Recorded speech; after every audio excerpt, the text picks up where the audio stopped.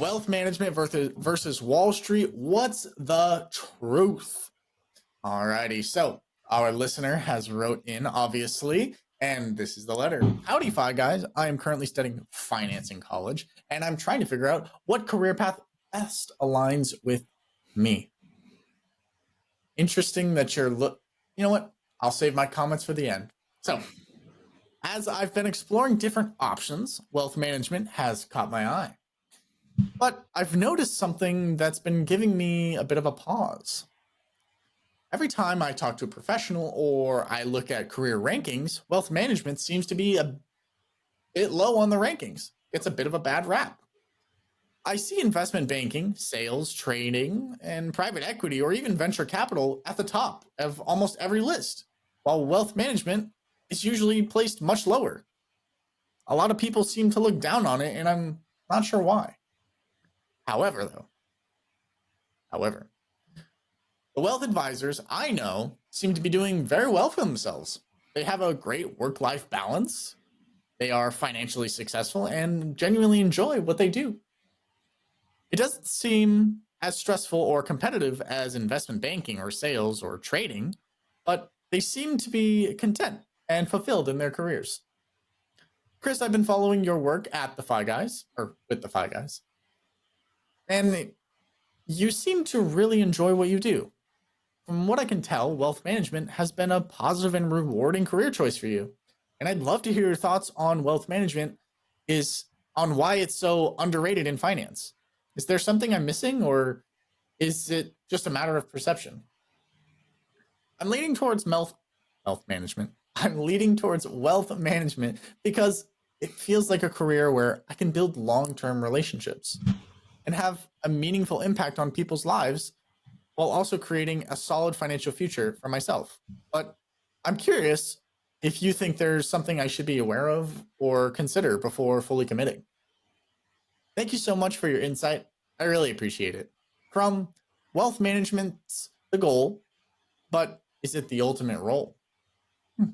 Alrighty. Interesting. I think it's smart to see the people who are actually in wealth management and see how they like their job. I also think it is important to know thyself and see what it might be a great job. You know, I'm sure it is a great job, but is it a great job for you? Time to find out. Chris?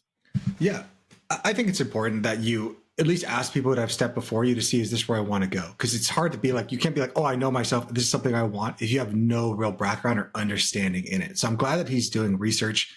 He's looked into different things to do in finance. What's your thoughts in the Wall Street way of doing things, you know, the private equity, the venture capital, investment banking, versus like a wealth manager? Do you have any knowledge on that maybe I could expand upon for you? I have a little bit of knowledge on the venture capital, the Wall Street, not so much the investment banking, but yeah, I would love if you expanded on as many as you could. I mean, he does seem like he wants something a little bit less competitive, a little bit less stressful. Totally understandable. But yeah, that's kind of my first take on it. So I guess when I think about this, the first thing I'm going to think about is, why does financial advising get such a bad rap? And there's a myriad of different options or reasons for that. Number one reason is that most financial advisors, and this is the way things have historically worked, most financial advisors are looking to extract capital at any point that they can. In fact, private equity, investment banking, everything in Wall Street is extracting capital at every single point of the process. They're trying to basically bypass the law of equivalent exchange and take something for nothing over and over and over again. So the reason that most wealth advisors are looked down upon, they're like the lowest in terms of the totem pole of finance, is because it's an extremely difficult field. Out of 10 people that join a wealth management services to be an advisor, one succeeds. A 90% attrition rate is for financial advisors. It's one of the most difficult professions because not only do you have to be good with quote unquote money, investing, understanding all these things work, you also need to be a good salesperson. You need to be able to interact and communicate with people. You need to be good at running a business. You need to be good at managing people. All of these things are wrapped up into being a wealth manager. They're extremely difficult to do because the person who is good at maybe investing or good at one of these factors, there are very few people, if any, that are good at all of the factors in being a wealth manager. So the way that the industry is set up, unfortunately, is there are many big brokerage firms that will bring in a group of 100 people. They'll tell them, hey, this is the way that you're going to run your business, blah, blah, blah. I want you to go out there, go to mommy's and daddy's friends, and I want you to sell to them. I want you to get them to be your clients. Knowing that if you just keep on bringing people on, it is a pyramid scheme. It's legitimately a pyramid scheme. We're bringing people in, you're going to bring all these, but with the only thing that's different with the advisors, you're not bringing people underneath you until later on. That's when that comes in. But you're bringing people in, you're trying to get mommy's and daddy's friends' assets. Eventually you do that, then each one of the big brokerage firms will have quotas that you have to constantly hit over and over and over again. The moment you don't, you get fired. And guess who keeps all of that money? Not you, you just got fired. The big brokerage firm keeps that money. So they're incentivized to bring as many people as they possibly can in, knowing that 90% of them are going to fail. But even in their 90% fail rate, they're still making money because they just got whoever, all those 90% people who failed, before they failed, they at least brought in some money. And they didn't really put much money into them. Does that make sense of how that works? That makes complete sense, and it's very concerning. That's crazy. Yes. That's the framework. That is crazy, man. Yeah, it's extremely difficult for people to get into this industry because every part of it is almost set up to make you fail or to get you to fail. The only way to really learn is to go into what I believe is like the RIA side, the fiduciary advisor side of the business, and try to learn that teaching people or selling investments is not the goal. Selling information, selling knowledge, selling mindset is the goal. So my company is a little bit different than other financial advisors. Yes, we do traditional financial advising and that we help with just the investments and stuff. But the bigger thing that I do is I try to teach the mindset, the personal side of the personal finance, because I believe that that's 90 or 80% of being quote unquote good with money, where most other advisors are only focused on the 10%. I think one time we did a podcast on the 10 things I've learned over 10 years of managing money. Yes. And one thing that I talked about was that product is not a portfolio and a portfolio is not a plan. Most people that enter into the financial services industry, they are selling a product. But a product is not a portfolio. And a portfolio, the definition is all of the things that you have that bring in money. And even that portfolio is not your plan. It's not how you're going to be successful. Because in truth, no one knows if you're going to be okay. No one knows, am I going to be okay? How much is enough? The only person that can answer that is you. Too often, our financial advisors come into people's lives saying, I know what the future holds. I can be your savior. I am all these things to you. I'll tell you how much is enough. I'll tell you how much is okay. And just listen to me. But that's fundamentally untrue because they can't know that. Only you, the individual, can know those answers. But in a world that seems so uncertain, we all seek certainty just to feel better, just to not have to worry about it. But of course, if someone's lying to you, which they are, they're telling you you're going to be okay. I know this for fact. You don't know that for fact. We could save all the money in the world. You get hit by a bus. The money didn't have nothing to do with any of that. That's just the way the world works. I mean, we could save all the money in the world. I can't tell you how many times I've had clients that I didn't, or people I didn't take on who said, okay, I understand how your model works and how your investments work, but what happens if, China invades America? How am my portfolio going to be doing then? To which I always say, I don't know. And if that's the case, if we have a civil war or something like that, your investment portfolio is quite honestly the last thing you will be worrying about. Yeah. If that's the world you're concerned about, that a nuclear apocalypse, civil war in America, whatever it is, your investments should be in precious metals. And I don't mean in gold. I mean in guns, bullets, and cans of food in a bunker. Yeah. Truthfully. Like, if that's what you're concerned about, then be a prepper. Do that. I don't know what the future holds. Maybe the people that are preppers that are out in the desert right now with their like nuclear bunker, maybe they're the right ones.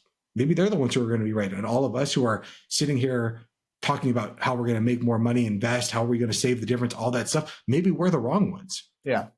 I have no idea. I'm just looking at the statistics and what serves me in my current life.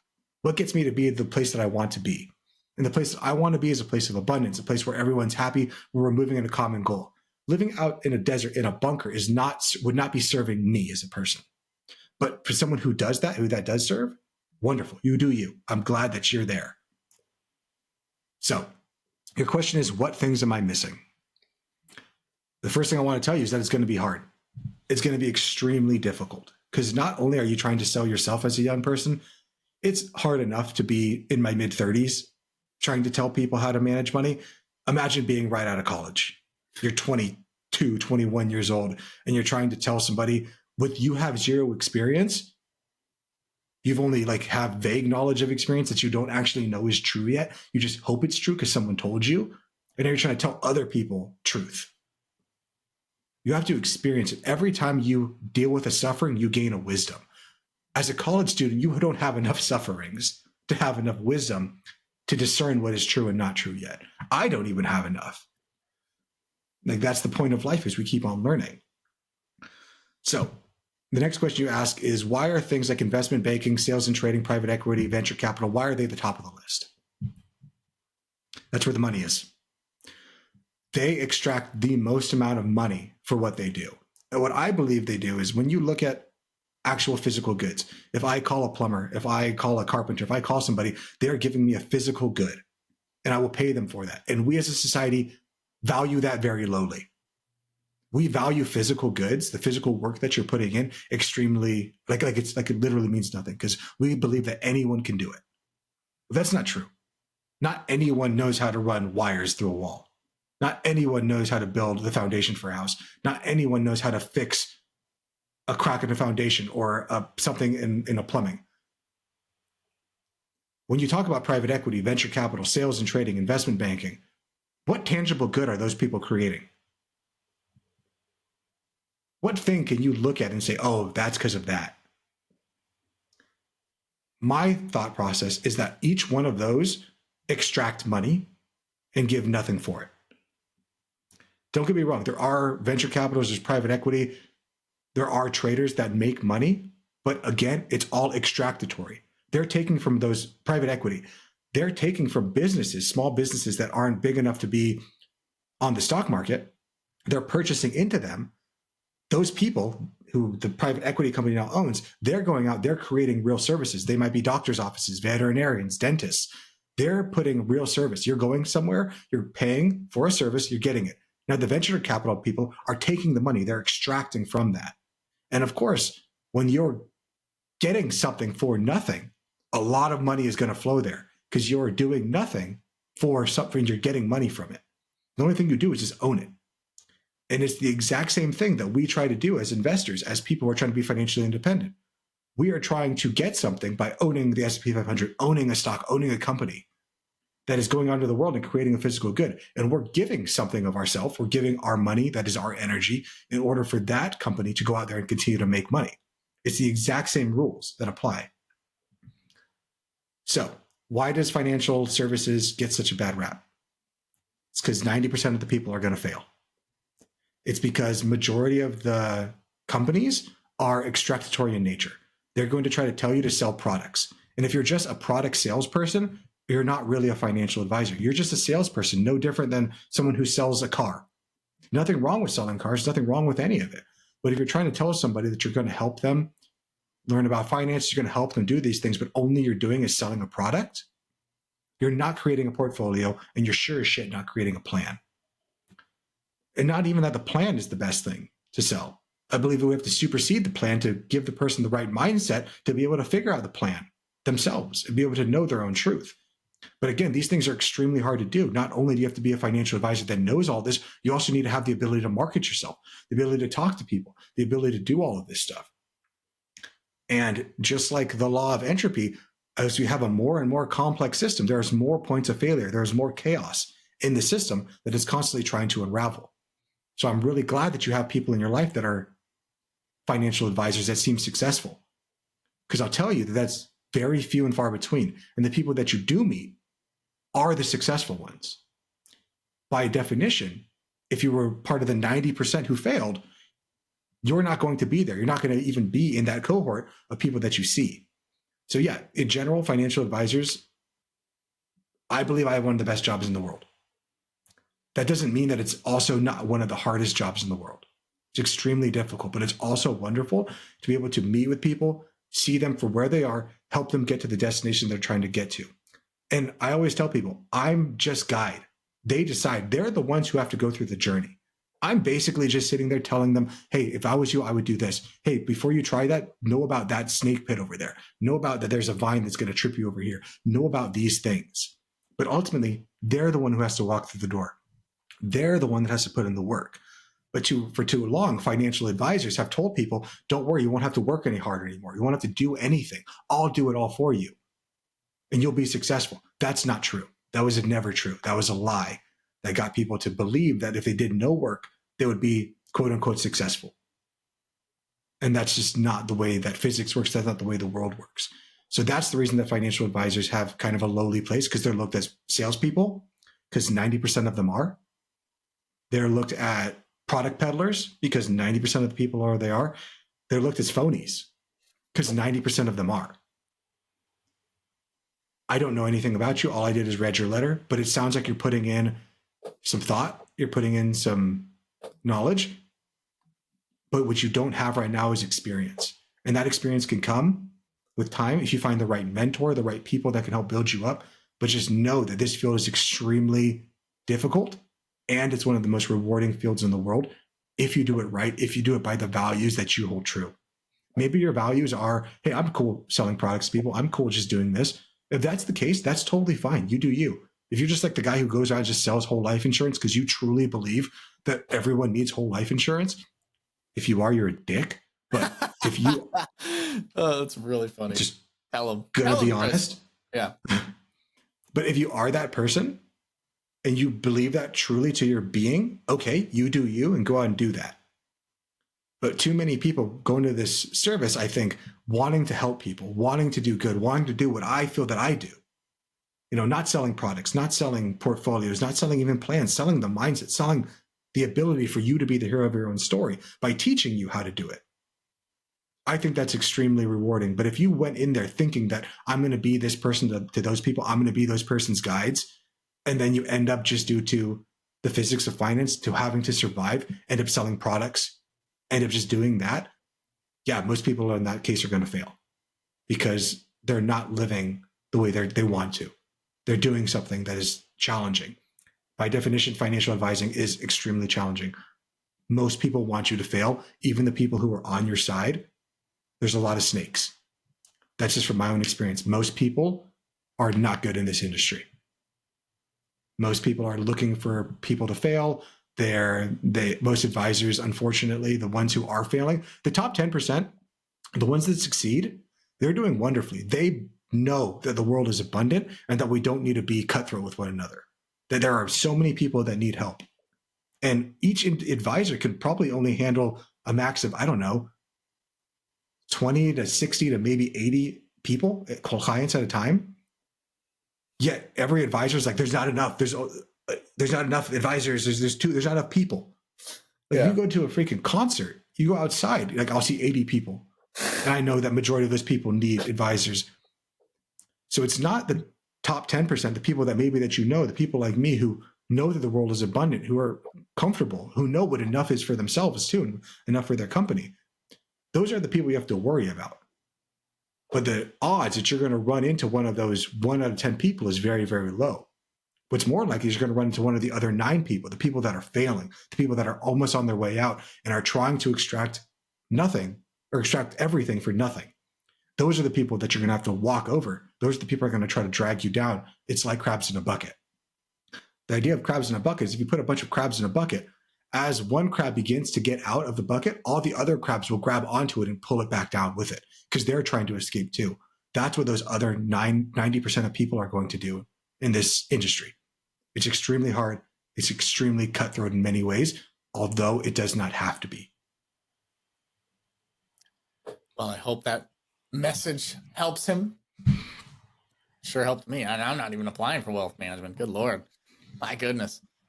Well, best of luck. Thank you for writing in. And Chris, thank you for giving some very useful insights on the world of finance. This video podcast is sponsored by Monzon Wealth. The content in this podcast is for informational purposes only and should not be considered financial advice. We do not endorse specific products or services. Past performance does not guarantee future results. The opinions expressed are those of the host and guests, not the podcast sponsor. It is crucial to consult with a qualified financial advisor or professional who can provide advice tailored to your specific needs before making any financial decisions, investments, or taking any other actions. If you are seeking specified help, you can reach out to Chris at monzonwealth.com.